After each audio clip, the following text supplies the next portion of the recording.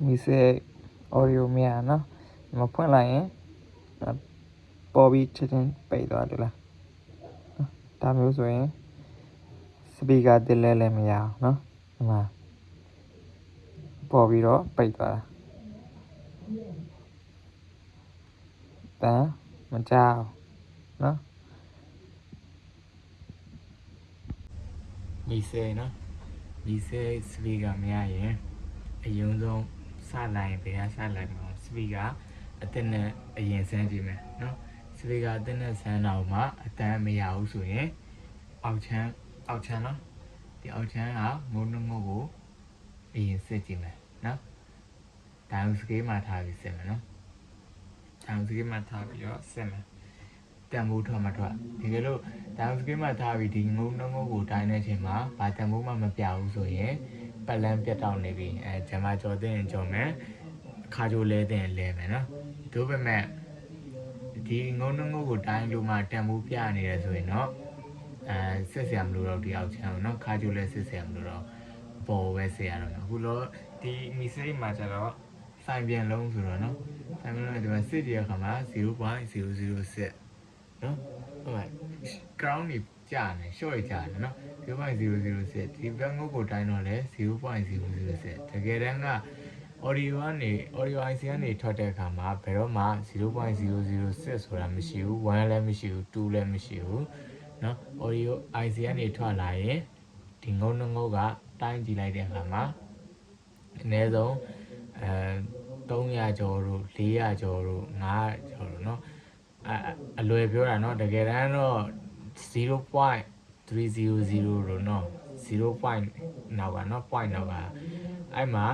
ကနန်း3လုံးအနည်းဆုံးတော့ပြရမယ်ဒိုင်ယိုစကေးနဲ့တိုင်းလို့ရှိရင်ဒိုင်ယိုစကေးမှာသုံးတာเนาะအဲ့အခု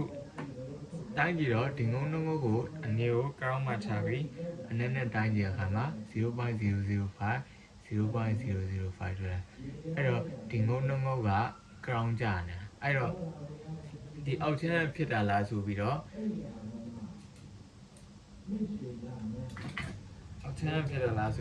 အဲ့ကြရင်အပေါ်ကဖြစ်တာလားအောက်ကဖြစ်တာလားသိချင် socket ကိုဖြုတ်လိုက်နော်ဖြုတ်ပြီးရင်ပြန်တိုင်းကြည့်လိုက်ပြန်တိုင်းကြည့်လို့မှ 0.006 ဆိုအောက်ချမ်းဖြစ်တာအဲ့လိုပြန်တိုင်းကြည့်လို့ဘာမှမပြတော့ဘူးဆိုရင်အောက်ချမ်းဖြစ်တာမဟုတ်အပေါ်ကဖြစ်နေအမှပြန်တိုင်းတဲ့အခါမှာဘာတမိုးမှမပြတော့နော်အဲ့တော့အောက်ချမ်းကကောင်းတယ်လို့သတ်မှတ်လို့ရတယ်အပေါ်ကဖြစ်နေအပေါ်ကဖြစ်တာကိုအဲ့တော့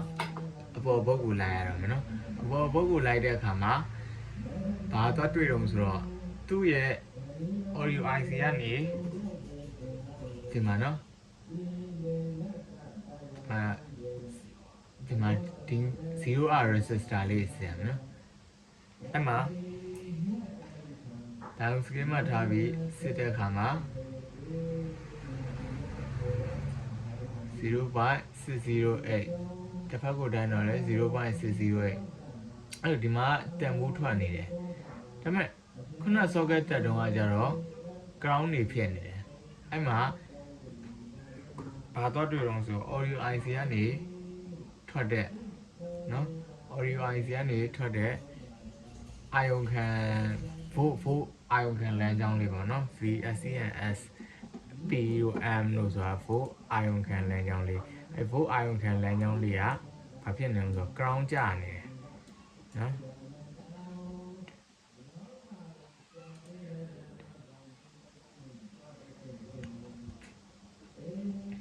5 pin မြောက်ပြီး diagram ဖွင့်ပြမယ်နော်လောလောဆယ်5 pin မြောက် ground ကျနေဗျာ1 2 3 4 0.002 တွေ့လားနော် volt အာယုံခံလမ်းကြောင်းလေးက ground ကျနေဒီ volt အာယုံခံလမ်းကြောင်းက ground မကျရအောင်နော်အခုဒီမှာ 0.002 ground ကျနေတယ်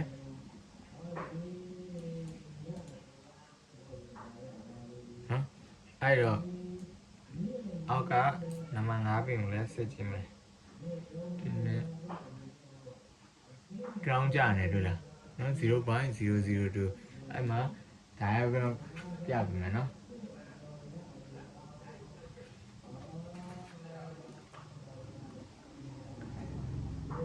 ရုံးဆုံး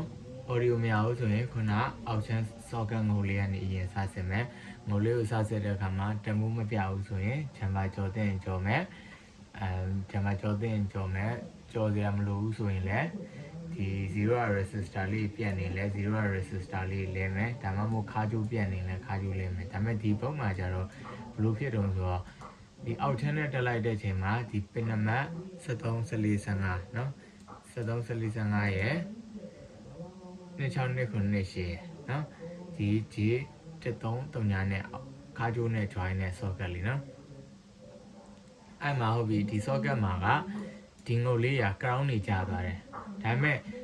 အောက်ချမ်းဖြုတ်လိုက်တဲ့အချိန်မှာじゃဒီမှာ crown မကြတော့ဗျာเนาะအဲ့မှာဘာတော့ကြည့်လို့ဆိုတော့ volt VSCNSP ရဲ့ M ရဲ့เนาะအဲ့ကောင်က volt ion ခံတဲ့လမ်းကြောင်းလေးဒီကောင်လေးရာ crown ကြနေတယ်အဲ့တော့ဒီကောင်လေး crown ကြနေဆိုတော့ဒီ ion ခံလမ်းကြောင်းကိုဘယ်ကနေထုတ်ပေးတာလဲဆိုတော့ audio IC ကနေထုတ်ပေးတာเนาะဒီမှာ U 1163ည1163ညเนาะ audio IC ကနေထုတ်ပေး schematic မှာပြရမယ်เนาะ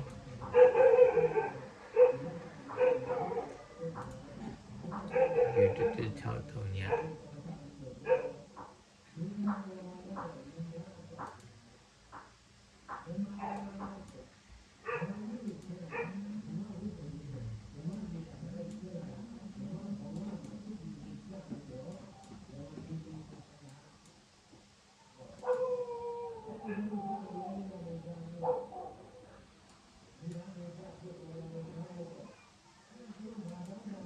ဒီမှာနော်ဘာဖြစ်သွားတော့ဆိုတော့ဒီရုံးဆုံးအောက်ချမ်းငုံနှမုတ်ကိုစစ်တဲ့အခါမှာတန်ဖိုးမပြဘူးဆိုရင်ဘာနောက်စစ်ရမှာကဒီ socket เนาะဒီ socket ရဲ့ပင်နမတ်73 14 15ကိုစစ်ရမယ်ပင်နမတ်73 14 15မှာတန်ဖိုးမပြဘူးဆိုရင်တစင်ချင်းလိုက်ရမှာပေါ့เนาะအဲ့လိုက်တဲ့ဟာကိုပြပြရမယ်เนาะနောက်ဗီဒီယိုကြီးမှာအသေးစိတ်ဘယ်လိုလိုက်ရမလဲဆိုတော့ဒီဗီဒီယိုမှာတော့ error ပဲပြောပြရမယ်เนาะဒီမှာအဲ့မှာ VSCNS เนาะ volt ion ခံလမ်းကြောင်းအားတဲ့เนาะ P ရဲ့ M ရဲ့ပင်နမတ်16ရဲ့25ရဲ့ဝင်ထားတယ်အဲ့နှစ်ပင်လုံးက ground ကြနေအဲ့တော့အဲ့နှစ်ပင်ကိုဘယ်ကနေထုတ်ပေးတာတော့ဆိုတော့เนาะ VSCNSP เนาะအဲ့မှာပင်နမတ်25ကိုလည်းဝင်ထားတယ်ပင်နမတ်16ကိုလည်းဝင်ထားတယ်တွေ့လားเนาะပြီးရင်နဲ့ဒီဘက်မှာ17ရေးထားတယ်เนาะ17ဆိုတာစာမျက်နှာနောက်17မှာတဲ့နောက်တစ်မျက်နှာမှာရှိသေးတယ်အဲ့မှာဒီကောင်ထောက်ကြည့်လိုက်တဲ့အခါမှာ U 1163ညတွေ့လား audio IC เนาะ U 1163ည audio IC ကိုသွားထားတယ်เนาะအဲ့တော့ဒီလမ်းကြောင်းပေါ်မှာဘာမှခံမထားဘူးတွေ့လားเนาะ VSCNSP ရဲ့ M ရဲ့ volt ion ခံလမ်းကြောင်းကဒီ audio IC ကနေ socket ကို direct သွားထားတာဂျာထဲမှာဘာ component မှခံမထားဘူးအဲ့တော့ဒီလမ်းကြောင်းတစ်ခု short ကျနေပြီဖြစ်တဲ့အတွက်ဒီကြဘောက်က audio IC ခွာချိရမယ်เนาะဒီမှာเนาะ audio IC နားလည်းမပြန်ရှင်းပြရမယ်เนาะခုနအောက်ချမ်းငုံနှငုတ်ကိုအရင်တိုင်းကြည့်ရယ်တိုင်းတော့ ground နေကြနေတယ် ground နေကြနေတော့ socket ကိုဖြုတ်ပြီးဒီ socket မှာလာတိုင်းတဲ့အခါမှာသူ့ရဲ့ခုနနှစ်ပင်เนาะခုနနှစ်ပင်က73 14 15ကိုလည်းဝင်တယ်26 2ကို28ကိုလည်းဝင်တယ်အဲ့ကောင်ကဘာတွေတုံးဆိုတော့ဟုတ်လား73 14 15เนาะ speaker out M เนาะပြီးရင်26 2ကို28 speaker out B เนาะအဲ့မှာ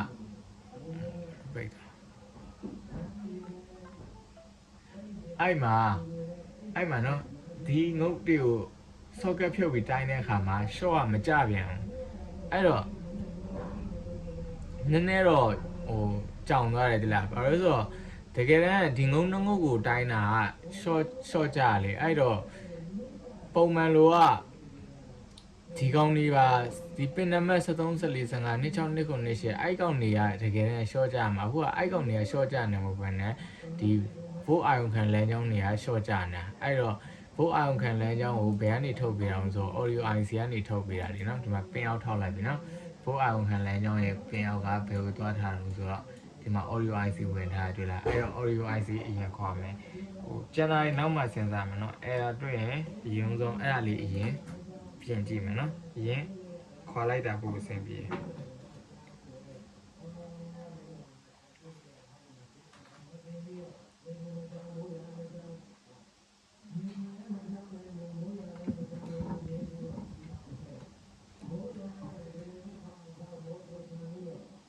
လေးအရင်ခွာမယ်နော်ခွာတဲ့အခါမှာခဲဇာကနာရာပဲရနော်ဒီမှာရာပဲရတွေ့လားအားမသုံးရင် IC ကွဲသွားမှာခဲမပြော့ခင်မှာအားတွေနဲ့သုံးပြီးတော့မခွာအောင်နော်အသာလေးပဲခွာမယ်ခဲပြော့တဲ့အချိန်စောင့်မယ်နော်ခဲပြော့ပြီးဆိုတော့မှအသာလေးခွာမှာနော်ခဲမဒီလိုမျိုးညက်ပြီးတော့ဆန်းကြည့်ပေါ့နော်အားမသုံးနဲ့နော်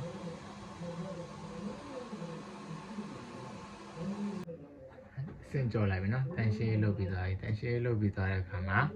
ခုနဘိုးအာရုံခံလမ်းကြောင်းဖြစ်တဲ့ဟာလေးကိုတွားတိုင်းကြည့်မယ်နော်ဒါကိုစကေးမှထားပြီးတော့ခုန9ပင်မြောက်နော်9ပင်မြောက်ဆိုတာဒီအပေါ်ကနေညာဘက်ပေါ်ချမ်းနေရင်1နဲ့3 4 5ပင်မြောက်မှာဘာတမှုမှမပြတော့ဒါဆိုရင် IC ကပြတ်နေတာလို့ပြောလို့ရတယ်နော် IC short ကြနေတာနော်အမှ6ပင်မြောက်မှာလည်းတန်ဖိုးမပြဘူးဘာလို့မပြအောင်ဆို IC ခွာထားတာဖြစ်တဲ့အတွက်တန်ဖိုးပြစရာအကြောင်းမရှိဘူးတန်ဖိုးပြနေတယ်ဆိုရင်လည်းတခုခုတော့လွဲနေပြီ audio IC ကထွက်တဲ့ speaker အောက်နော်လမ်းကြောင်းမှာကအဲ့ဘယ်တော့မှဟို IC ခွာလိုက်လို့ရှိရင်တန်ဖိုးမပြတာများနော်တန်ဖိုးတခုခုပြနေဆိုရင်သိကြတယ်ဒီပတ်လမ်းမှာအဲ့ဒါတခုရှိနေနော်2 3 4 5ပင်မြောက်ဘိုးအာရုံခံလမ်းကြောင်းဖြစ်တဲ့ VSCNS ဆိုတယ်နော်အဲ့မှာလမ်းကြောင်းမှာဘာတန်ဖိုးမှမပြတော့ဒါဆိုရင် IC အစ်စ်လဲပြီးတော့ဘာလို့မှပြန်တိုင်းကြည့်မယ်နော်ဒီနေရာမှာ IC အစ်စ် revolve လုပ်ပြီးသွားရင်နော် IC အစ်စ်လုပ်တယ်ဆိုတာတခြားဘုတ်အဟောင်းမှာမိစေးဘုတ်ကနော် IC ဖြုတ်လိုက်တော့တယ်ဘာလို့လဲဆိုတော့ဝယ်ထားမှမရှိဘူးဘုတ်အဟောင်းရှိတော့ဘုတ်အဟောင်းနဲ့ပဲဖြုတ်လိုက်တယ်ပြန်တန်းမာကာလေးတော့မမားသေးနဲ့နော်ညာဘက်အပေါ်ထောင်းဆိုညာဘက်အပေါ်ထောင်းကိုပြန်ထားမယ်နော်ဒီမာကာလေးတော့မဟုတ်ရင် IC ပြောင်းပြန်ဖြစ်သွားရင်ပတ်လန်းလေးအကုန်ပြောင်းပြန်ဖြစ်ပြီးတော့ short ကြမှာ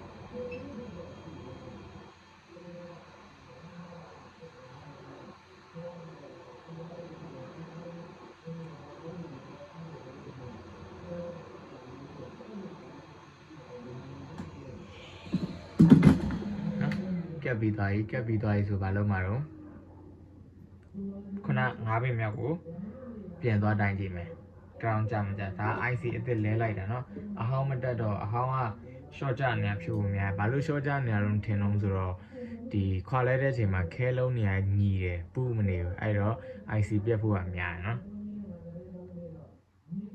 1 2 3 4 5ပင်မြောက်အဲ့မှာ9ပင်မြောက်မှာတွေ့လားခဏ3လုံးထွက်လာ0.695เนาะပြီးရင်ဒါတခြားလမ်းကြောင်းတွေမှာလည်းအဲ့ဆိုရင်ခုန9ပင်မြောက်က1 2 3 4 5ပင်မြောက်မှာတန်ဖိုးထွက်လာပြီတွေ့လားเนาะဒါဆိုရင် short လွတ်သွားပြီ IC ကတ်တာပြီးသွားပြီဆိုပြန်ဆန်းရုံပဲဒါပေမဲ့ပြောချင်တာဒီเนาะစိုင်မြန်လုံးဆိုရင်အမြဲတည်းဒါเนาะဒီမှာတစ်လုံးပြုတ်နေတွေ့လားဘာလို့တစ်လုံးပြုတ်နေသတိထားမိအောင်ဆိုတော့ဒီနီစေးဘုတ်အဟောင်းနေ IC ယူတဲ့အခါမှာဒီနားမှာ resistor လေးတစ်လုံးပါတယ်ဒီမှာမပါဘူးဘာလို့ပုံမှန်ဆိုရင်သတိထားမိမှာမဟုတ်เนาะဒါပေမဲ့ဘုတ်အဟောင်းနေ IC ဖြုတ်လိုက်တာဖြစ်တဲ့အတွက်ဘုတ်အဟောင်းဖြုတ်တဲ့အချိန်မှာဒီနားမှာ resistor လေးတစ်လုံးတွေ့လိုက်တယ်ဒီမှာမတွေ့ဘူးအဲ့ဒီကတေးကြတယ်ဒီနေရာမှာပါမှာမပါလို့မရဘူးเนาะအဲ့မှာဘာ resistor ပြုတ်နေတာဟုတ်ပြီ resistor ပြုတ်တာကဘာတန်ဖိုးလုံးကြည့်ရမယ်เนาะဥမာ0 resistor လားဘာလမ်းကြောင်းပေါ်က resistor တော့မပါလို့ရလားဒါပေမဲ့ resistor တွေများသောအားဖြင့်မပါလို့မရဘူးเนาะ capacitor တွေတော့မှတချို့ boost စီ fly စီเนาะ audio ဘိုင်းမှာသုံးထားတဲ့တချို့စီဆိုရင်မပါလို့မရအောင်เนาะနှစ်ဖက်ခွာထားတယ်ဒီမှာတွေ့လားเนาะဒါမျိုး capacitor တွေဆိုရင်ပြုတ်နေလို့မရဘူးเนาะ capacitor เนาะအဲ့တော့ resistor မဟုတ် resistor ဆိုပို့ဆိုเนาะအဲ့တော့ခုနပြုတ်နေဒီကောင်လေး R 310เนาะ R 310เนาะခုနဒီအောက်ဆုံးကောင်လေးအဲ့ကောင်လေးပြုတ်နေဟုတ်ပြီပြုတ်နေတဲ့အခါမှာ schematic မှာသွားကြည့်အောင် R 310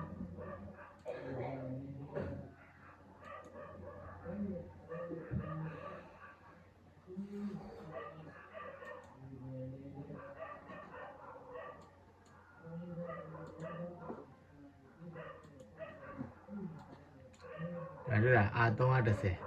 เนาะအဲ့မှာ 2.2k resistor 2.2k resistor เนาะ power IC BREG เนาะ power IC ကနေတဲ့ 1.8 ပေးထားတယ်ပြီးရင် I2C လမ်းကြောင်း serial clock R310 က clock လမ်းကြောင်းเนาะအဲ့တော့ serial clock serial data CPU တွားထားတယ်เนาะ resistor power IC ကနေ resistor ကို 1.8 ပေးထားတယ်အဲ့ဒီကောင်က CPU နဲ့လည်းချိတ်ဆက်ထားတယ် audio IC နဲ့လည်းချိတ်ဆက်ထားတယ်အဲ့ resistor လေးက power IC နဲ့လည်းချိတ်ဆက်ထားတယ်အဲ့တော့ဒီ resistor ပြုတ်နေရင် audio အတန်းရစရာဘာအကြောင်းမှမရှိဘူးเนาะသူ့ငကိုမပါတာဆိုရင်တော့တစ်မျိုးပေါ့ပါတချို့ serial clock data လမ်းကြောင်းတွေကဒီလို 2.2k resistor မခံဘူးတချို့ကခံထားတယ်များသောအားဖြင့်တော့ခံတာများတယ်เนาะဒီလို 2.2k resistor လေးအဲ့တော့ဒီ audio လမ်းကြောင်းက I2C လမ်းကြောင်းเนาะအရေးအကြီးဆုံး resistor ပြုတ်နေမှာတော့ဒီဟာဘလို့လို့အတန်ရတော့မှာတော့เนาะဘလို့မှအတန်ထွက်လာစရာအကြောင်းမရှိဘူးလေအဲ့တော့တကယ်လို့ဒီနေရာမှာက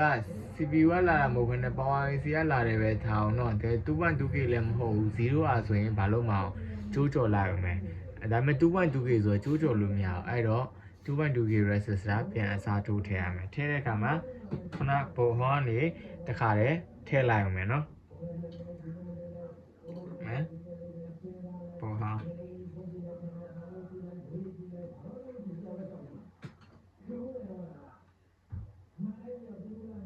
ဘုံဟောနေတခါတကယ်လို့ဘုံဟောင်းမရှိဘူးဆိုရင်ရောဘယ်လိုလုပ်နိုင်တော့ဘုံဟောင်းမရှိဘူးဆိုရင်ဘာလို့မ on scale မှာထားမယ် on scale မှာထားပြီးတော့ resistor တခြားဘုတ်က resistor တန်မိုးရင်တိုင်းကြည့်မယ်လေနော်တန်မိုးတိုင်းကြည့်လိုက်မယ်တန်မိုးတိုင်းကြည့်လိုက် 2.2k ပြည့်မပြည့် resistor ကိုတိုင်းရင်ဘာလို့မနှစ်ဖက်ညက်တိုင်းမယ်နော် 2.0 ဒါဆိုရင် 2.2k အပြည့်ကြီးမဟုတ်ဘူးဆိုရင်မဲ့ထည့်လို့ရတယ်နော် 2.0 ဆိုနည်းနည်းလေးပဲကွာ 0.2 လောက်ပဲကွာတစ်ဖက်ကပြတာ 1.7 တစ်ဖက်ကတိုင်းတော့ 2.0 2.0 ဆိုထည့်လို့ရတယ်များသောအားဖြင့်ဘုတ်ပေါ်မှာတိုင်းတဲ့ဟာတွေကတချို့ဟာတွေကအတိအကျကြီးတော့မမှန်တာတွေလည်းရှိရနော်အဲဆိုတော့ဖြုတ်တိုင်းတာမဟုတ်ဖြုတ်တိုင်းတာမဟုတ်တဲ့အတွက်ဒီပတ်လန်းပေါ်မှာတိုင်းရတာဖြစ်တဲ့အတွက်တန်ဖိုးအမှန်မပြရလည်းရှိရနော်အဲ့တော့ဖြုတ်ပြီးတော့အစားထိုးထည့်မယ်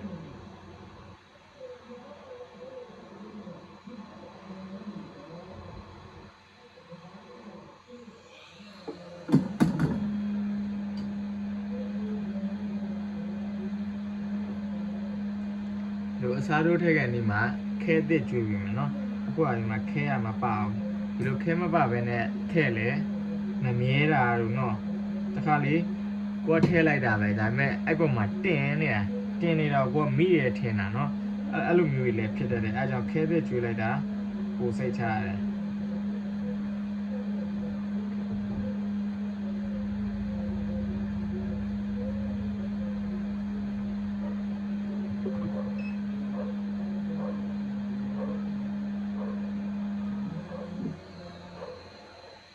ဖြစ်နိုင်တော့လေလျှော့မယ်လေနော်အခုကတော့လေနည်းနည်းများရယ်နော်ကိုလက်စားနဲ့ကိုပါပဲဒီလိုတေးသေးလေးတင်တဲ့အခါမှာလေနည်းမယ်နော်လေနည်းနည်းလေးနဲ့ပဲမုံမယ်လေများလို့ရှိရင်ဖုန်းအားကုန်သွားနော်ဖုန်းအားကုန်သွားတော့အဲ့ဒါတော့ပြီးသွားပြီဟာပြန်ပြရမယ်နော်ဖုန်းအားကုန်လို့ comment ကိုမသိလိုက်ဘူးဒီမှာခုန short ကြတော့ IC ခွာတယ်ခွာပြီးတဲ့အခါမှာ pin number 5ကိုပြန်သွားတိုင်းတယ်အဲ့မှာ short လွတ်သွားတယ်နော် short လွတ်သွားတဲ့အချိန်မှာ IC အသစ်နော်ခုန IC က short ကျနေတယ် IC အသစ်ကတ်တယ်နော် IC အသစ်ကတ်ပြီးတော့ခုန short ကျနေတဲ့ pin number 5ကိုပြန်သွားတိုင်းတဲ့အခါမှာတန်ဖိုးထွက်လာပြီနော်ကျဲနဲ့3 4 5ပြမြောက်နော် 0.877 နော်တန်ဖိုးထွက်လာပြီလားအောက်က1နဲ့3 4 5လုံးမြောက်ကိုတိုင်းတော့လဲအမော on scale ပြန်နေtime scale နော် time scale မှာထားလိုက်နော်ကျဲနဲ့3 4 0.757 တန်ဖိုးထွက်လာကြလားအောက်က9ပဲမြောက်ကိုတိုင်းတော့လဲ 0.757 သူ့ရဲ့ခုခံမှုတန်ဖိုးထွက်လာတယ်ရှော့မကြတော့နော်ပို့ပြီးတေးကြအောင် socket တက်မယ်နော်ငုံကိုအလုံးမပြန်တိုင်းကြည့်မယ်